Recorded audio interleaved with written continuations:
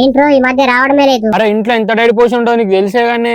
అయితే రావడం మానేస్తావా ఇక? అరే నువ్వు కూడా అర్థం చేసుకోకుంటే ఎట్లా మళ్ళీ పైసలు కూడా లేవు. అంతేలే, వేరే బ్రాండ్కి అలవాటు పడిపోయినట్టున్నావు. చూడు నువ్వు నన్ను అర్థం చేసుకోకున్నా పర్వాలేదు, కానీ అనుమానించకు. అలా అయితే నన్ను వదిలేరా, ఇంకా ఎందుకు పట్టుకున్నావు? నీకు తెలుసు కదనే నువ్వంటే నాకు ఎంత ఇష్టమో. నువ్వు లేకుండా నేను ఉండగలనా చెప్పు? నీ వాసన అంటే నాకు ఎంత పిచ్చి అన్నది కూడా నీకు తెలుసు. తెలిసి కూడా నువ్వు ఇలా మాట్లాడుతున్నావా? ఇంత ఇష్టం ఉన్న వాడివైతే రోజుకి 2 times ఏనా కలిసేది? అరే ఇంతకు ముందు లాగా మా వాళ్ళు పైసలు ఎక్కడంటే అక్కడ పెడతలేదు తెలుసా.